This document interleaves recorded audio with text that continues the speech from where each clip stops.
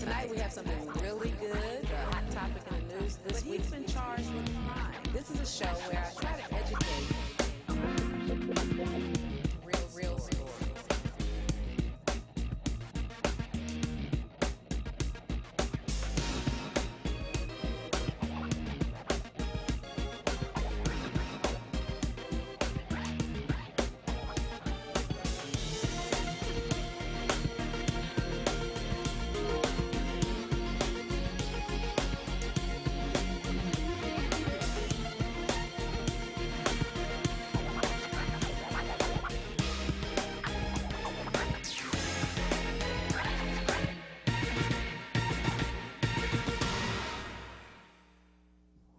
Welcome to Truth and Justice with Vivian King. We have another exciting show planned for you tonight. We have in the studio 3 guests with different points of view. Our main guest tonight is going to be Democratic candidate for DA Lloyd Oliver. And we also have a law student that's going to tell his perspective of the discussion tonight, add to the discussion. And then we have Damian Lucky Lawrence. Damian is going to tell his point of view, kind of from the street, kind of the urban point of view. We're working on Damian, but we respect his point of view. As you know, this is a free speech show. People get to say what they want so that we can educate each other about our own experiences in the criminal justice system.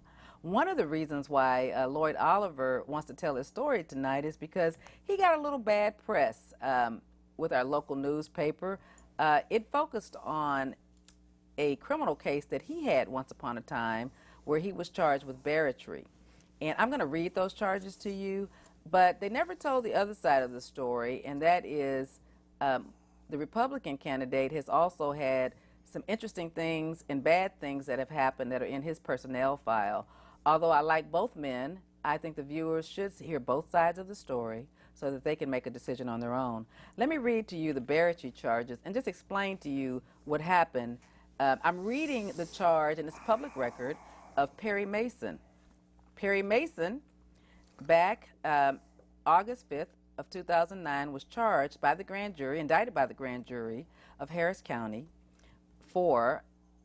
as being the defendant on or about April 14th, 2009, where Perry Mason was alleged to have unlawfully and with the intent to obtain an economic benefit, namely food, clothing, or money, intentionally solicited money, employment, in person and by telephone for another, namely a State Bar of Texas licensed attorney, to wit, Lloyd Oliver, against the peace and dignity of the state of Texas.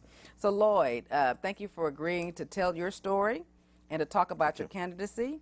Please tell us, introduce yourself and tell us about this crazy case you were charged with once upon a time. Yes, thank you. Again, Lloyd Oliver. I'm running for the District Attorney's Office of Harris County on the Democratic ticket. About the barratry case, barratry is the unlawful solicitation of business by a lawyer. The way it works is that I'm the lawyer. You give my card to this gentleman here. And he hires me. Well, because you did that, I would give you, say, a percentage of it, maybe 20% of whatever he pays me, $1,000, I give you 20% of it as a bird dog fee, as a finder's fee. What it takes to convict me and you, because we're both guilty of the crime, he's not, he's just the client. But you and I are both would be guilty of barratry. What the state would have to prove is, number one, that I'm a lawyer and that I did accept employment, and number two, that you accepted money. Therefore, you're guilty of barratry. And number three, that there was someone actually paid the money, in other words, the client. Then you have 1, 2, 3, you have the triangle complete. Now, if I don't pay you any money, there's no barratry. That's called free speech. It'd be like you're my sister, and you give this guy my card, he hires me. Well, what do I do for my sister for sending me a nice client that paid me $1,000? Well, I'm going to take you and your husband to dinner tonight, and all my rotten nieces and nephews of yours, too. and so is that a payment? It could be. It's payment in kind, maybe. Or maybe just take you for a cheeseburger one day and buy you a pair of shoes because you're such a nice sister. But that would be barratry if you look at it the way the district attorney's office would look at it. I don't think so. If they did, every lawyer in Houston that I know would be in jail or prison or getting out on parole or something for barratry. Your mother sends you business, your sister does, your friends do. That's where my business comes from. But in addition to that, I have other folks that send me business. I have cab drivers, I have bus drivers, waitresses, I have criminals that send me business, refer me business. Do I pay them anything? No, but I guarantee this, around Christmas or Thanksgiving, I buy a lot of turkeys. I buy a lot of turkeys, and I give them to my clients and people that send me business. They come to me at some period of time, we have no money, but my son's in trouble. Could you please help us? Some can pay me, some can't. They can't pay me. I say, well, look, here's some cards. Here's a handful of cards. Send me some business sometime. And I'll be darned, you'd be surprised the number of people that do that. And because they're grateful for what you do. In this particular case here, Mr. Mason, nice guy. He's a homeless guy downtown. You'd probably know him if you saw him. He's one of the guys that hang out at the courthouse that are asking for money or ask you to buy him lunch or something like that. And I befriended him some time ago by giving him some change or something. Most of the lawyers do.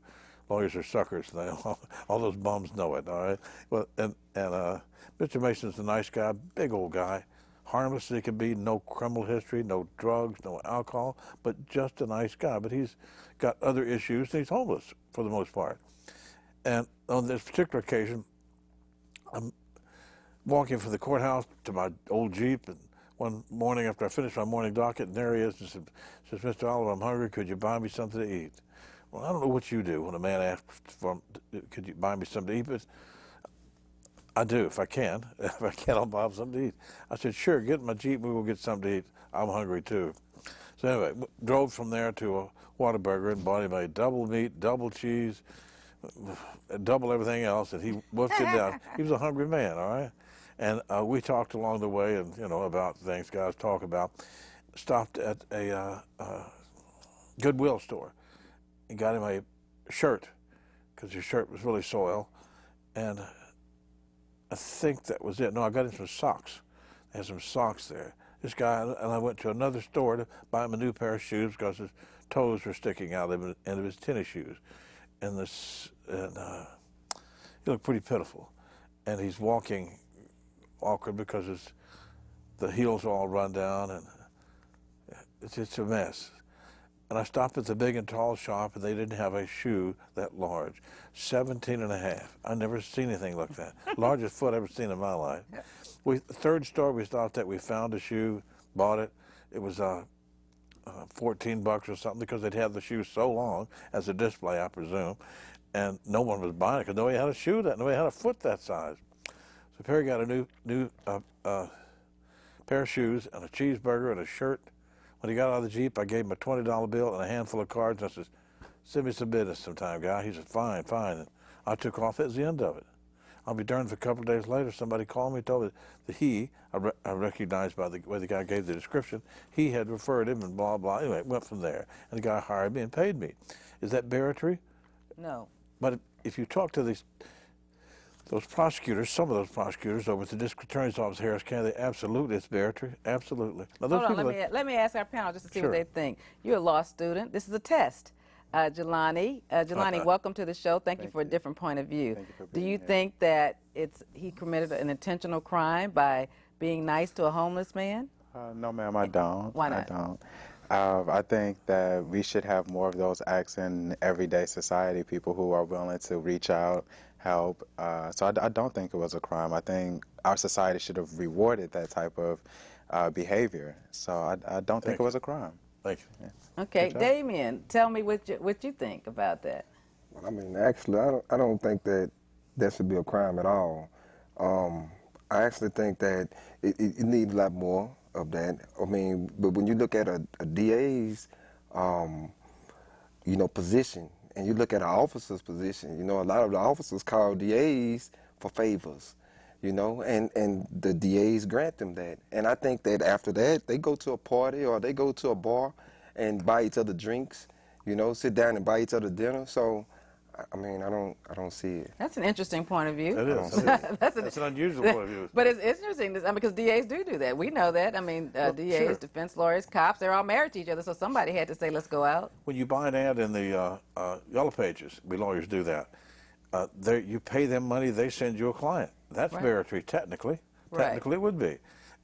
And it's difficult for some people in the district attorney's office when you have a prosecutorial, mentality, if you will, to see any kind of referral as anything but a barratry.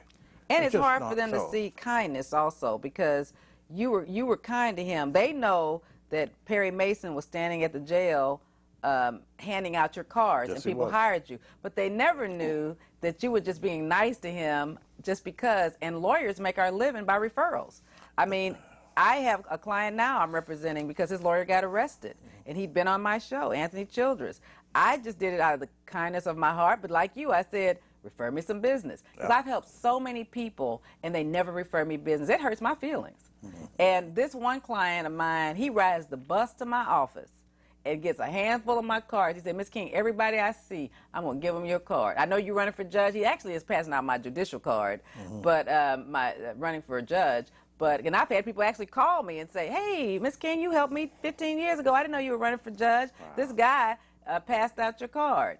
But if I don't have, I ran out of judicial cards one time, campaign cards, so he just got a stack of my business cards and passed them out.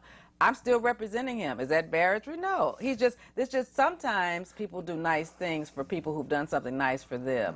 I think the intent of the legislature in barratry was they don't want lawyers to split fees with non-lawyers. Correct. So if I hire you, Jelani, or if I hire you, Damien, and your job is marketing, I can pay you $2,000 a month every month if you go out and market me.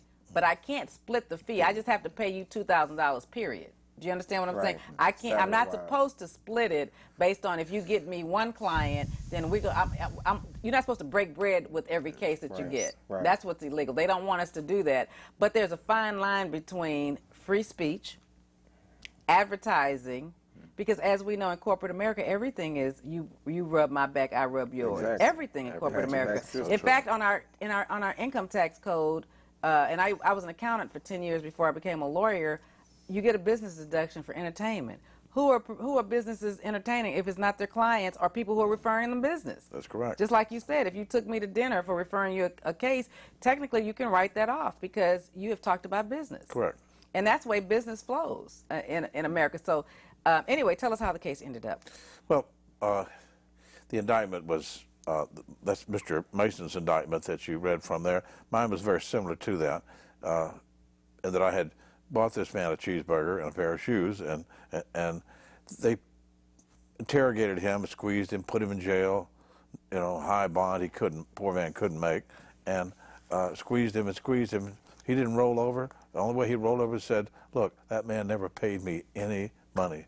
He hung with him. And he had a $5,000 bond that he couldn't make. He couldn't make a $5,000 bond. That's awful. But anyway, the bottom line being this, that they finally got a good indictment. That was not good. At least mine wasn't. And so they had to redo it. And when they redone it with another cause number, I asked to appear before the grand jury and testify on my own behalf prior to the indictment. Well, they had to permit that, obviously, and the grand jury heard the evidence, took them 7.5 minutes to no-bill me. No-bill meaning not guilty. Do you understand what a no bill is? No, ma'am. Will you be able to Would you explain that to him, Lloyd? Grand jury hears evidence. Of all felonies all in felonies. Texas. If there's probable cause pretty much to believe that you committed the offense, then they will true bill your case. And there's a number of grand jurors in there and the prosecutor, and if you want to give them evidence, or they can just read the offense report to the grand jury, the prosecutor they get an indictment or true bill. They get your case is indicted. Okay. And in my case they heard the evidence and said, no way, absolutely not. The only time we ask for our clients to testify is if we're really absolutely sure that they can handle it, because the defense lawyer cannot go into the grand jury proceeding room. It's the prosecutor's vehicle for probable cause. Is it more likely than not that this happened?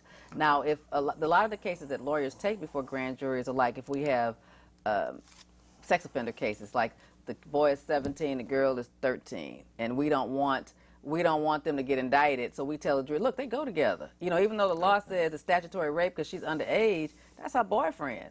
And a grand jury will say, okay, we don't want this boy to be a sex offender. He goes with the girl. Yes. And so we'll have the guy testify. Or if we think we can beat the case, real experienced lawyers will either create a grand jury packet, which are papers that have to be read by the DA when they read the police officer's report, most of our clients we don't trust to testify. If you have a lawyer for a client, though, of course he can go testify because he understands the grand jury process. So he told them what he told us, what he told the viewers. I just bought him a hamburger, and so they no-billed him, and no-bill is they threw it out.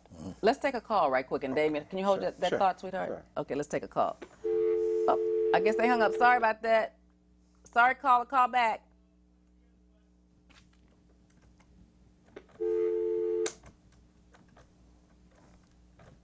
I'm pushing line 1.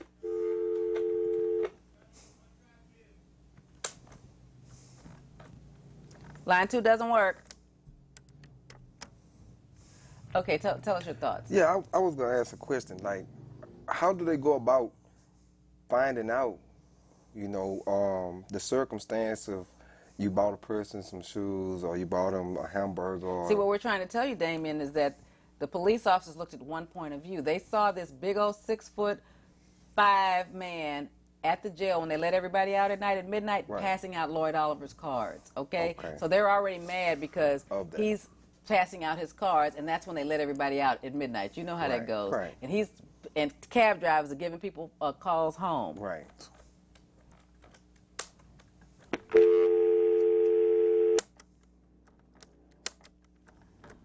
Not working. Line 2 doesn't work. Yeah. So okay.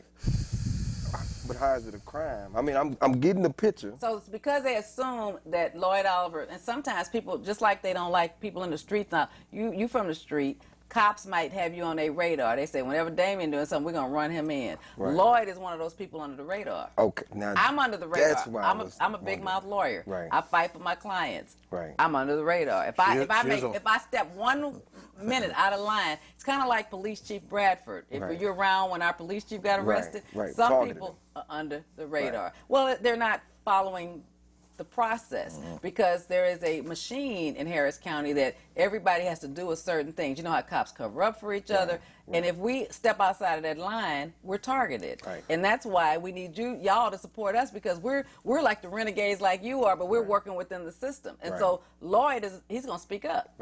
And because he speaks up, he's stepped out of bounds. So when they see his cards, it must be something wrong. This is Lloyd. So they made a lot of assumptions like they do with people off the street, and they arrested him. And so, but they didn't know that kind side because they didn't see Perry Mason giving out these cards and then go call Lloyd Oliver and say, what's your side of the story? We saw him giving out your cards. What's going on? They didn't give him that courtesy. They just assumed. I wouldn't have responded, but. He wouldn't have responded. But that was my point exactly. They didn't give it, but if he wouldn't have responded, then there was not enough evidence to charge him. But just like they charge you, they target lawyers too. It's lawyers all day long to get arrested downtown. But I'm just saying there's a different point of view. So you need to understand that. Lawyers are target defendants. All lawyers, criminal defense lawyers especially, target defendants. They just love to. I would imagine that she's been under investigation for some time because she is so aggressive and represents her client. That puts her under investigation. Same thing with any good criminal defense lawyer. They're under investigation. So, I mean, like, in regards to the system, though, and how it's ran, isn't there a way that they weigh, you know, the circumstances as far as, you know, with regard to the bargery? You're asking me, yes. Well, the question is, do they investigate anything? And the answer is, they got a nice, live, juicy criminal defense lawyer it's going to be the person they're going to arrest. They're going to do very little investigation because somebody wants to. That'll be a notch on someone's belt to arrest her, charge her with a crime. They arrest me first, and then make me go through the changes, make me have to hire a lawyer, make me lose my business, make me lose my reputation in the community. We're going to break her. And that's what they tried to do to Lloyd. They tried to break. That's what they tried to do to Police Chief Bradford. That's right. Let's break him. Let's break him. Let's break him. Let's see if we can break him. Caller, you're on. Yes, how you doing, Miss Vivian King? Hey, Tracy, what's going on? I missed you. Yes, I've been, I've been working and stuff, and, I tried to call you a couple of times, but I guess I couldn't get through. But anyway, I just want to say hello to, you're looking beautiful as usual. Thank you, Tracy. He's my #1 fan. I want to say hello to Mr. Oliver and Mr. Byers and Damien. Hi, how are you? What's going on now? I got a question for you, Miss King. Yes, sir. Okay, once you're elected judge, what's going to happen to the show? Are you going to still be doing the show? I am going to still do the show. Okay. I'm going to read the judicial rules and find out what I can and cannot say, but I will have a co-host, maybe Jelani. I have another young aspiring lawyer, Lamar graduate, that's watching, but we will still be bringing the information to the public. Okay. Maybe even you, Tracy, if you can stop driving that truck long enough to come on TV. Oh, yeah. I love this show. It's my favorite program, and I'll be watching every Wednesday from 6:30 to 7:30. Are you getting out the vote for me? Yes, of course. What are you doing? Well, I'm trying to get the other people to vote, too. You know, I'm taking as many people as I can. You taking people to the polls? Yes, ma'am, I am. That's why I love you. I love you, too. Bye-bye. Bye. All right, and he's a good guy that just flipped his channels and found me, but he calls me every week, so I look forward to him. And he's actually been helping in the campaign, and he went to the Church of Hip Hop that night. He was actually working it. Oh, and yeah. And it came from watching the show. So anyway, we've talked about the Barratry case, and obviously when Lloyd went and talked before the grand jury, they no-billed him because he just bought the guy a cheeseburger, a homeless guy a cheeseburger, and he bought him some shoes, and he bought him some clothes, and Perry Mason, to show his gratitude, passed out his cards. I mean, what's wrong with that? That's just free enterprise. There was no percentage. He didn't pay him money for it. It was nothing sinister or illegal about it. So, but of course, our Houston Chronicle has written about that in the paper, but not written Lloyd's point of view, just about the charges, so that people will think bad about him. One of the things my opponent did to me the day before the Democrat that I'm running in his place quit is asked under the Open Records Act for my personnel file in the DA's office. So as a courtesy, they called me, the DA's office called me, and I saw it. There's nothing negative in my file that I thought was negative, and I was there from 94 to 97. So of course I asked for his in return.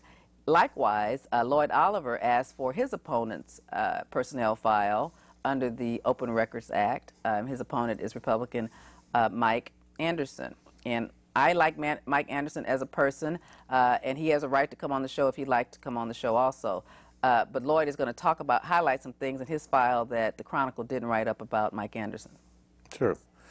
I think what you're speaking of there in his personnel file is with the fighting accident. Yes. Is that it? Yes. It was an incident that occurred in the 178th District Court, Correct. Thursday, September 17th, 1987.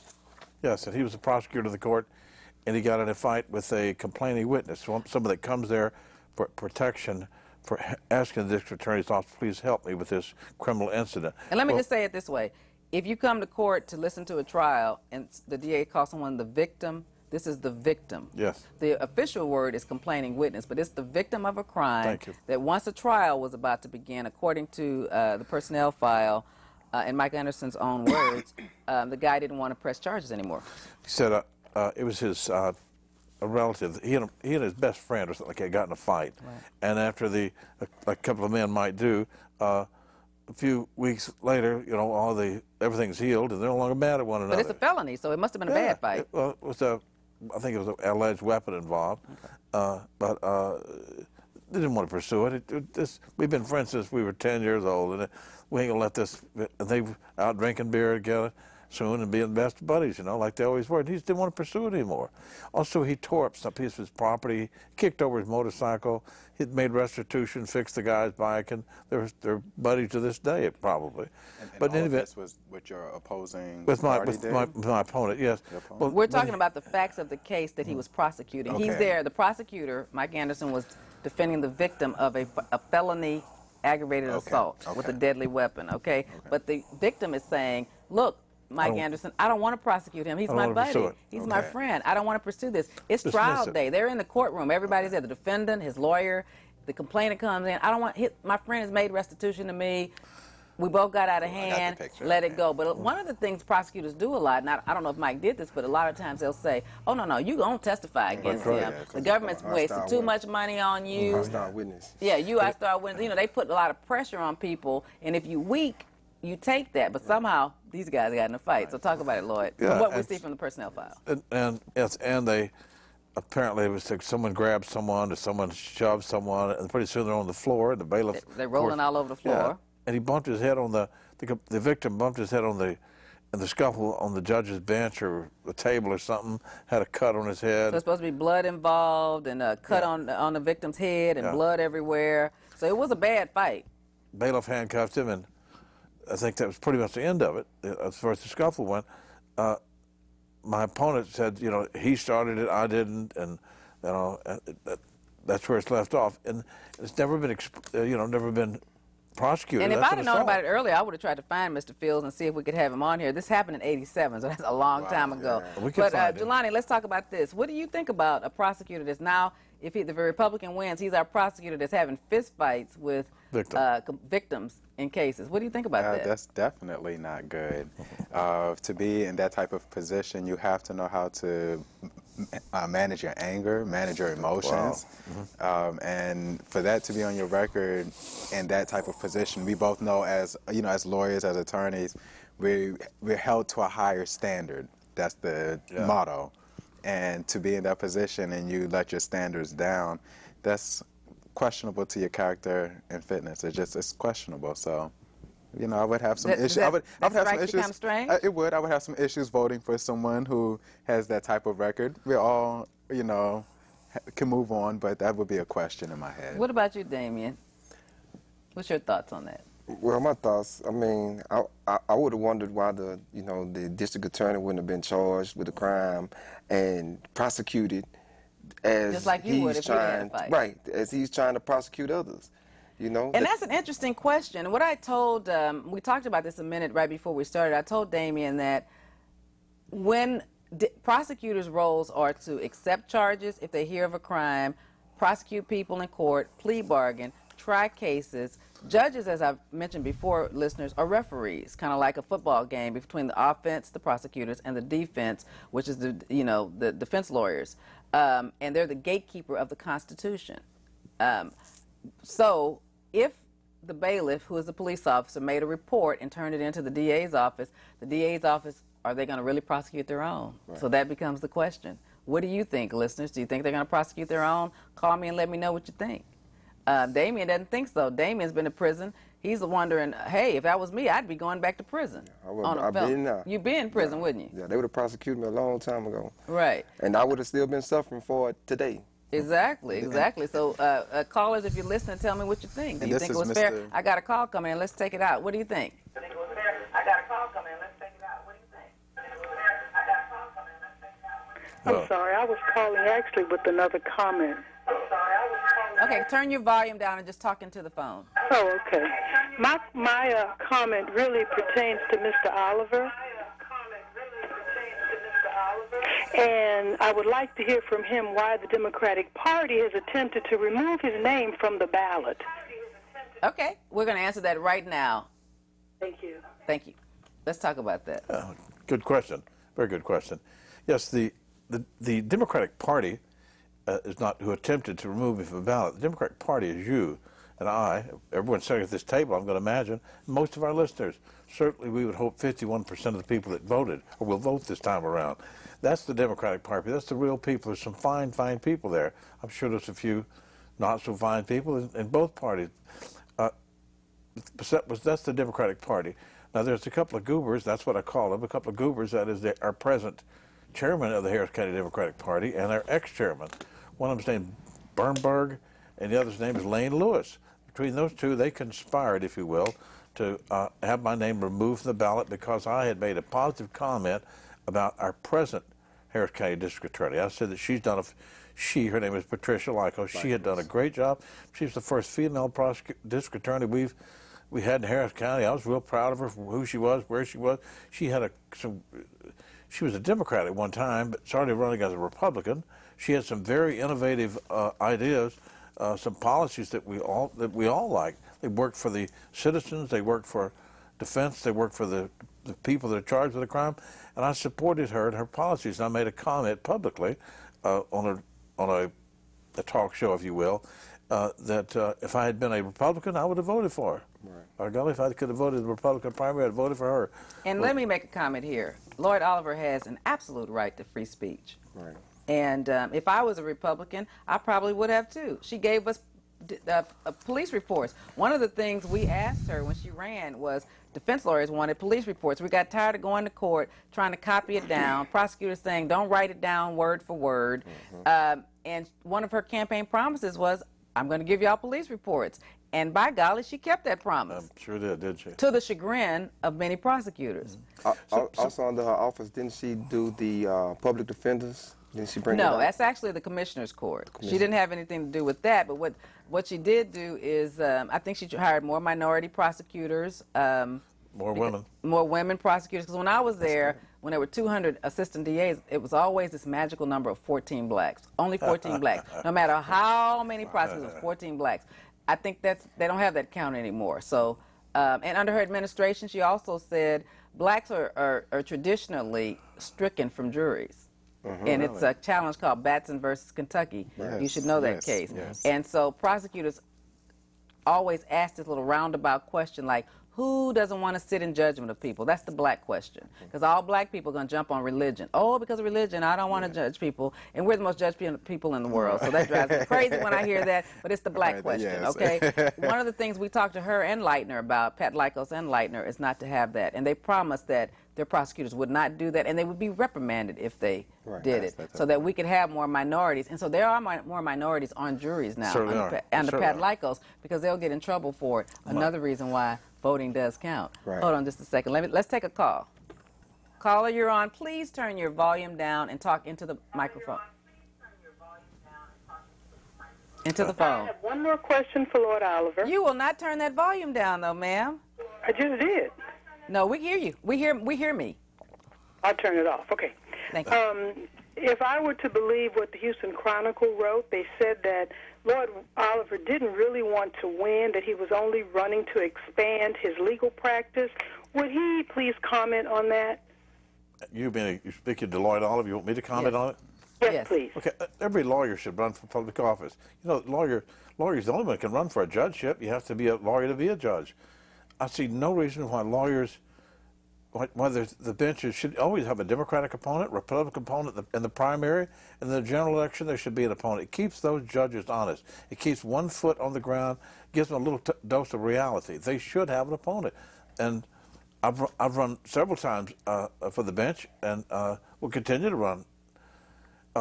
Let me also make a comment, caller. I think Lloyd's comments were taken out of context, which the Chronicle has done a lot of. I ran in 2010. I lost $60,000 out of my own pocket. My clientele are people who have murders and serious cases. It takes 1 to 2 years to resolve those cases. So for 6 months, knowing I was running, nobody would hire me because I'm usually their third lawyer that is hired because their son is not guilty of murder and someone's trying to make him sign for 45 years. And so I'm known for fighting. In the case I'm thinking of, it was not guilty. But it takes years to get there. So I lost money running. And so one of the things that we joke about as Democrats when we run, since this county has been Republican since 1994, they've been in charge and been the judges, we always say, well, if nothing else, our name gets out there. It's kind of the way, it's kind of a joke that we say among ourselves, even though we're losing a lot of money because our constituents do not give us a dime. They want everything. If I ask someone to vote, they say, what are you going to do for me? Instead of realizing I want some Democrats to be fair and honest up there. If my children, if I come to that courtroom, I don't want to just see the same prosecutors up there going from prosecutor to the bench. So it's a joke that we make as lawyers, and they wrote that down so that you would get angry about it. But Lloyd is doing it for the right reason. To mislead. And I Okay, am Ms. too. King, let me say I really appreciate your show, and it's been quite enlightening, and gosh, it's really helping me a lot. Okay, thank you. God bless you, and thanks for calling. Thank you. And if I could say something about the campaign, if I might. You know, Harris County, the district attorney's office here in Harris County is the third largest county in the United States of America. Most people don't realize that. It's about 1,800 square miles. We got a lot of power here in Harris County.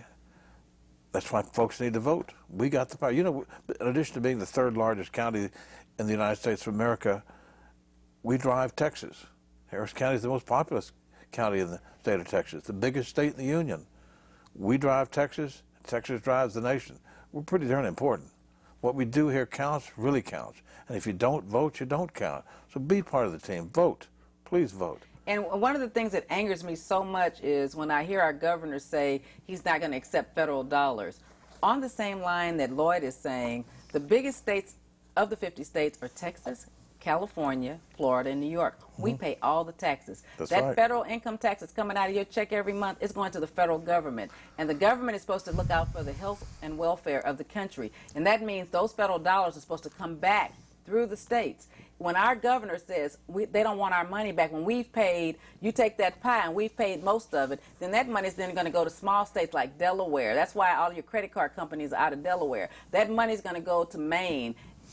Half of the states are not big as Houston, let alone Texas. And so it's preposterous for us not to want our fair share back of what we pay in federal dollars. Let's take a call. I'm sorry to get on this soapbox. Caller, you're on. Yeah. Thank you for calling. Hi. I called before, previously, to the past 2 months.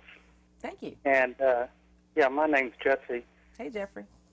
Anyway, to the two solicitors, you being one of them, and Mr. Oliver, my dad was an attorney in Harris County from 1969 to 2002.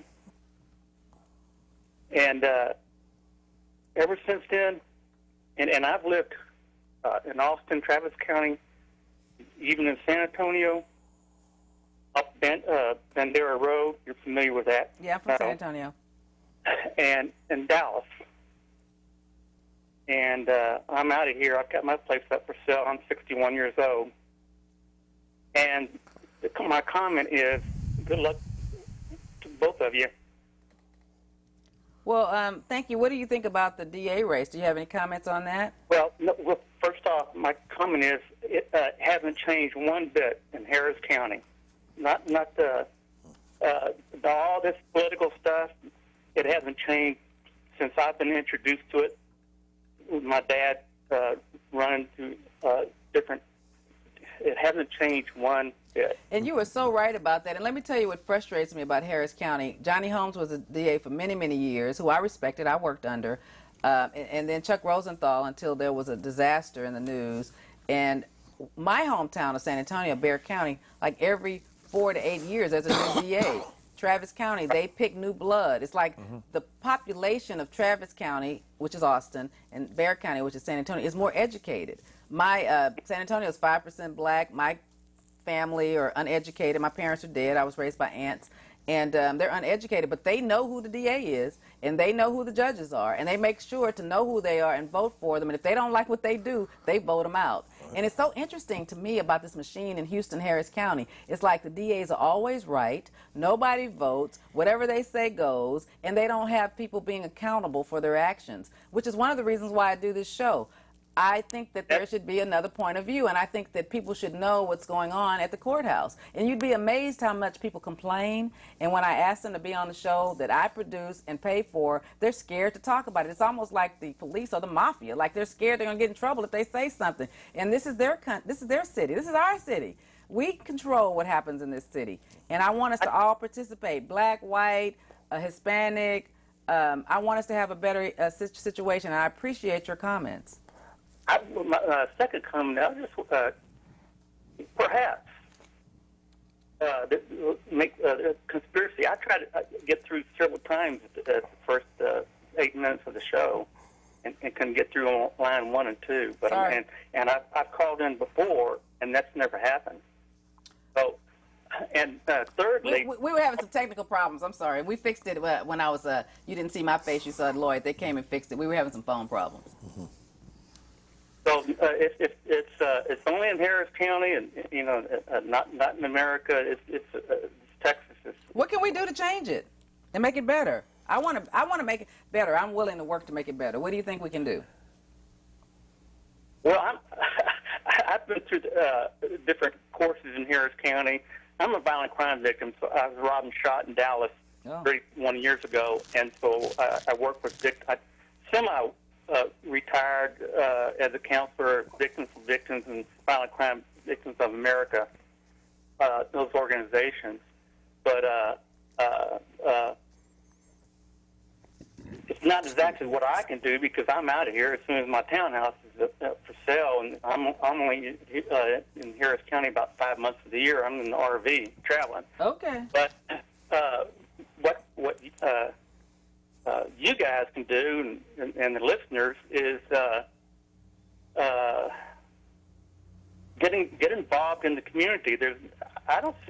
Every time I come back to Harris County, there's hardly any kind of involvement. This wouldn't happen in Travis County and Austin. Right, people are involved. I agree with you. I come from that environment where people are involved, and that's why I've begged organizations to get involved, and they won't. They do the same old things. They have the same old meetings about everybody talking about how important they are, but nobody wants to roll their sleeves up and do anything, and that's why I'm taking it to the street, and I'm taking it to the people. And people like Damien, who've been to prison, he wants a job, and one of the things I'm going to do is try to help him get a job, because we need to make taxpayers out of lawbreakers. I mean, we all need a better quality of life. He's begging for a job, and nobody will hire him because of what he did as a young person. He doesn't want to do wrong. He wants to work. So we need to change this system so that we can all have a better quality of life. And with those other 3 cities, there's organizations to help guys like that. We have a mean society. That's one of the reasons why I'm running for judge. I mean, it's mean in Harris County. It's mean. Real mean. And I'm running for judge, like I tell some of my clients, so I can actually try to affect some changes to make people better, give second chances to people. Right. I'm not talking about violent offenders. Some of those people were beaten. You treated so bad as a kid, you can't change them. You got to lock them up. But there are a lot of other people who are using drugs or who experiment that can be helped. I mean, there's a lot of people that can be helped, especially when it's drug related. If they're just, abusers and antagonizers and violent, you can't do anything about that. You got to lock them up. So there's a lot of people out there that listen to your program, and because like Ray Hill and people, I'm a native Houstonian. And I go back a long time to different people that are advocates. And so anyway, guys. Well, thank you for calling so much. And if you have any suggestions for me, if you have any suggestions for me, if I win, I'd love your point of view. When I win, I'd love your point of view as a citizen to help make Harris County stronger. If you want to volunteer, if you ever want to come tell your story or just your victim story, it doesn't matter. You can tell your story on my show. Thank you for calling, and keep watching. You can watch it out of town on cable when you leave. Yeah. All right. Bye. Bye. Can I touch on that subject? Yes, Damien. Okay. The exposure of a judge or a DA or what's going on in the courtroom isn't like it is in other big cities, though. Because when you look at, like Los Angeles or New York or Chicago, you got pretty much shows that are based around those environments. And you have a lot of people that's more into seeing what's going on in those environments. But how in Houston, when you look at it, how are you familiar with who's in the courthouse? Unless you actually go to court, you actually catch a case, you have a family member. I agree, because our leaders don't tell us. I remember when I left the DA's office in '94, I went to the NAACP. I said, we have a crisis. I want to write an article. They didn't want my help. I've been to all of these organizations, and what I realized in Houston is that they're figurehead organizations. Everybody just wants to say I'm important, and nobody wants to do anything. Yeah. There's a new leadership in the NAACP, and I'm involved now to be over the criminal justice section. They just appointed me to that because they said, we're here now, we're listening. But I don't have time until after the election. Hey, y'all, I got a good comment that someone just texted me. I'm not going to say your name. She's someone I very well respect. She was a big shot at a bank that I worked in my prior life. And she said, I am the one who's called twice with the questions for Lloyd Oliver. I'm so glad to hear the responses from Lloyd Oliver. If I were to believe the media, he is a buffoon and not worthy of my vote. I see now that this is not right. And now I will vote the straight Democratic ticket. Again, thanks, and she has this in capital letters, thanks for all you do. I love you. You are awesome. And this is one of my sorority sisters. She's one of my mentors. I graduated from college 32 years ago. She was already a banker, and I look up to you, and thank you for listening. Let's take a call. Caller, you're on. Yes, you have a very interesting show, and I wanted to ask the district attorney, if he have any plans to have a program like the district attorney in Dallas, Texas. And what program is that? Is that the one about the Innocence Project, or which one? Right. A about the Innocence Project. Let me just say this before Lloyd answers. Pat Lykos did start a division about that, and would you continue to have what I think his name is Craig Watkins. He's the DA in Dallas County, first black DA. He was elected in 2006 when Dallas turned blue. Yes. I'm not familiar with that policy. There's a number of policies. Would you look into it, though? I'd look into any policy. I'm wide open to that. I'd like to see you look into that. Sure. He would. Trust me, I'll be on him, caller. Trust me, she will. I am a very aggressive voice, okay? So if I win, it's on, okay? When you win. Let me ask this question. How easy would it be to get to talk to him? It's not going to be easy before the election, but what I can do, though, I don't know. You answer. Because we're going from place to place. Like after we leave here, we're going somewhere. I'm sure he's going somewhere. All of these organizations demand of our time. But I can guarantee you this. There will, if Lloyd is elected, there will be something to look into the Innocence projects, okay? Thank you. Thank you. I promise you that. I have something I would like to discuss with him. And you can discuss it with me, too, if you can't get to him, okay? There you go. Okay. Whether I win or lose, you can discuss it with me, and I'll be on it. Even if Mike Anderson's win, I'll be on it for whomever wins, okay? I'm on it. Okay, are you with the NAACP? I am my own person who has just become a life member 2 months ago because they have new leadership, and I want them to do some things that I want them to do. Right. So I joined them so they would listen to me, and they said that they would. So, but to listen, you got to pay. So I paid that $750 to be a life member, but I just did it like 2 months ago because there's Reverend Lilly is over the organization, and he said they have done nothing for too long. There is a crisis in Houston, and we need to get involved. Right. And so one of the programs we're going to work with is with the Sheriff's Department, second offender programs for young people. We're going to try to go to these companies and do the things that I think we should do to get people off the street. Well, I have quite a bit of experience in that Will area. you call me? My office number is 713-222-2019 after the election. I don't have time now. Is that the one that's on television? Yes, sir, it is. I'm a soldier, so me and Lloyd are criminal lawyers. We're day laborers. If we don't go to court, we don't eat, okay? We're like somebody mowing the lawn. So we're in court all day, but I will reach out to you after the election if you'll hold that thought. I'll still be here every Wednesday, okay, sweetheart? All right, then. Thank you. We're gonna. We only have a few more minutes. We're gonna close out with Lloyd telling us about when he wins, what some of the policies would be. Some of the policies, yes. Well, the divert program that Pat Lykos has, our present DA has. I'm going to keep that and refine it somewhat, modify it somewhat. But divert is where when you, a good citizen, make some isolated case of stupidity, if you will, where you drink and you drive. That's pretty stupid, and it's your first offense. There's nothing aggravated about the DWI. There's got to be a way to keep that off your record. And the divert program essentially is where you do a contract with the DA's office, and if you abide by the terms and conditions of that contract, the DWI gets dismissed. It's a great program, and it's been very successful. Successful meaning this: it costs the county a lot less money. Our jails aren't as full, and it's success to the people because they rehabilitate. If they don't rehabilitate, they're in jail. There's all kinds of terms and conditions, including alcohol rehabilitation, community service, a number of things. You even have to urinate in a cup once every now and then, see if you're not drinking. They want you to drink on this program, and it works. It gets people off the sauce, keeps them out of jail. And so a good citizen that makes a mistake, there's room for error there, as opposed to it's your third DWI. Guess where you're going? It's probably jail or prison, where you should go. Even your second, you're going to jail. Sorry, that's it. You shouldn't have done it. So a citizen with a first offender, or a good citizen that makes a mistake, let's do something about it. Let me tell you why that's important right quick. The Mothers Against Drunk Driving, a good advocate group that has gone too far, now has it where you can't get deferred adjudication for DWI. It has to be a conviction. No matter who you are, it's a conviction. And as you know, that affects everybody. Mm-hmm. And so what Pat Lykos did was created this program. It's a contract that a person signs and says that, okay, I'm guilty of it, but I want something I can get expunged. Because if you have a conviction, you can't get it expunged, which means deleted from your record. Mm-hmm. So what she did was she and her staff created a program where you sign a contract that I'm going to do a probation. I'm going to do everything like a guilty person. But at the end, it's going to be reset, and it's just going to be dismissed.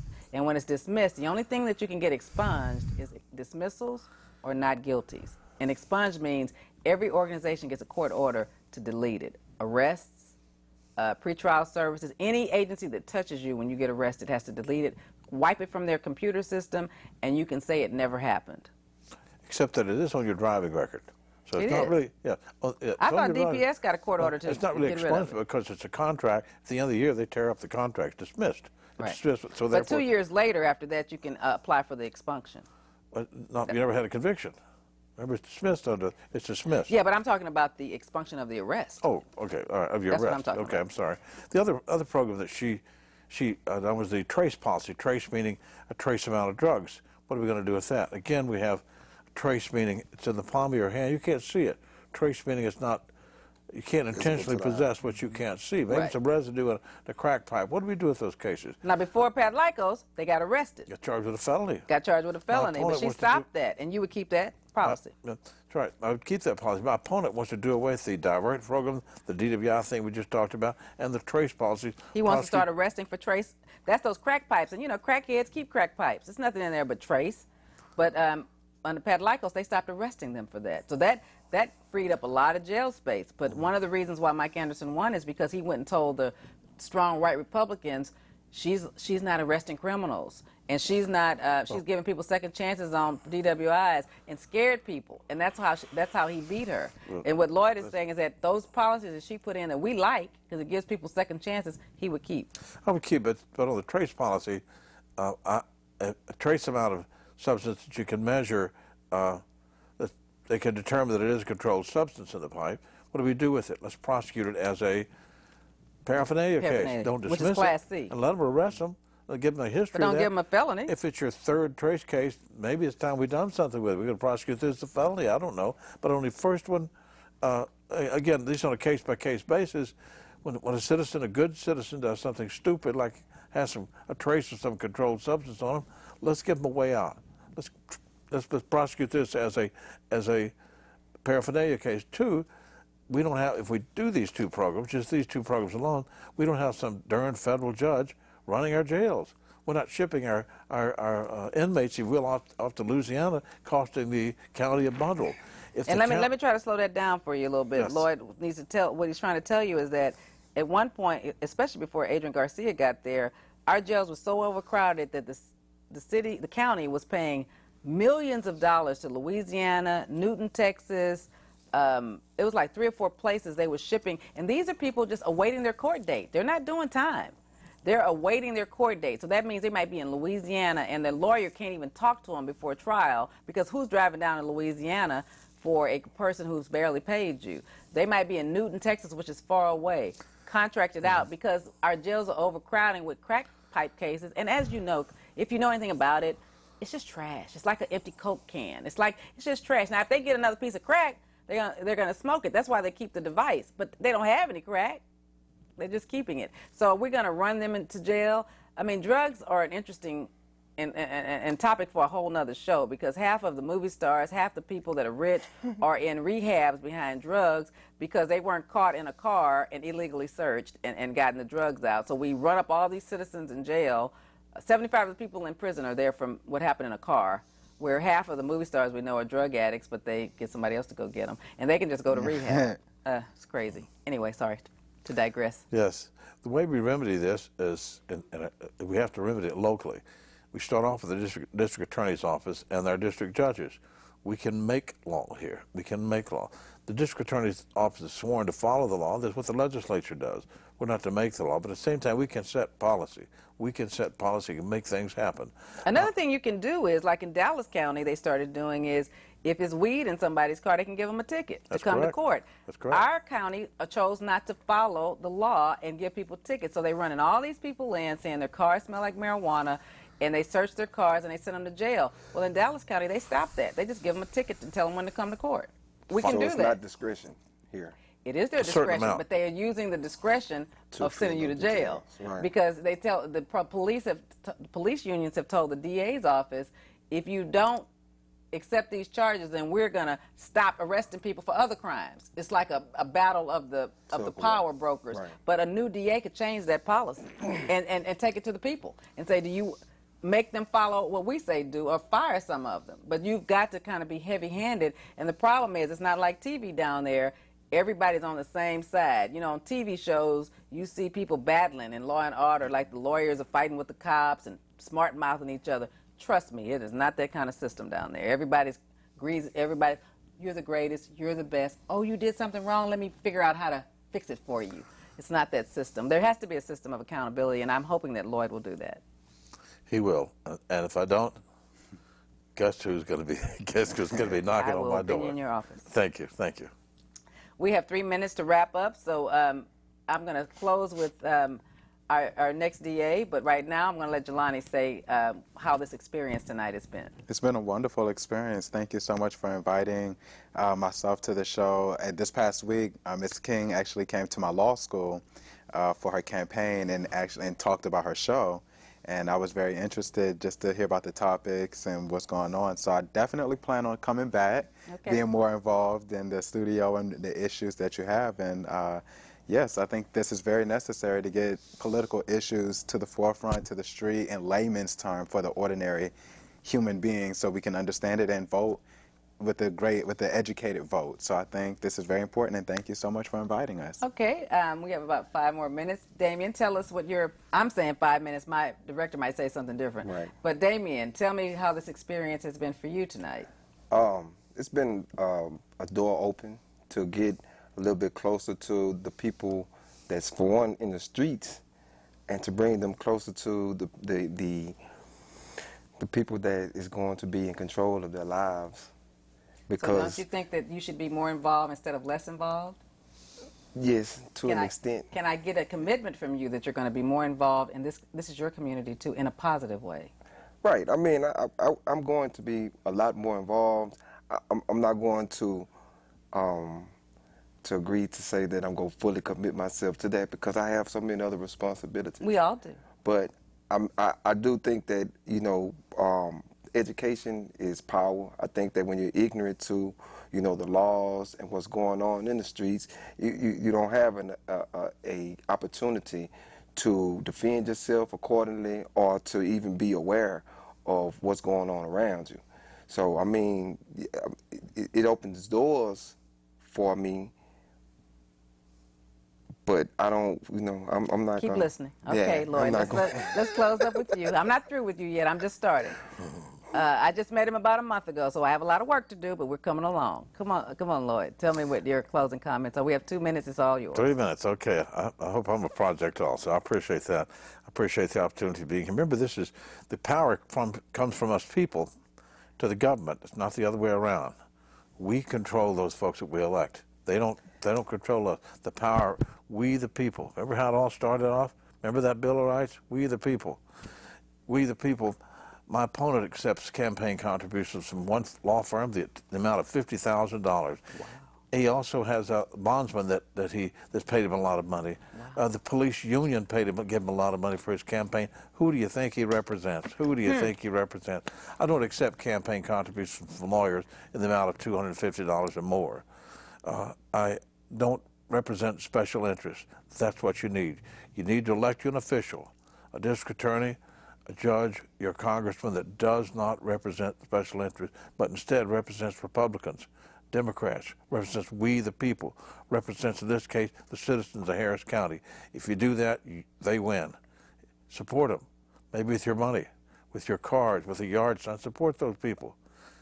If we have a lousy, stinking government, it's our fault. It's our fault. It starts right here, buddy. The buck stops here. It also begins right here. Go to the polls and vote. This is election week.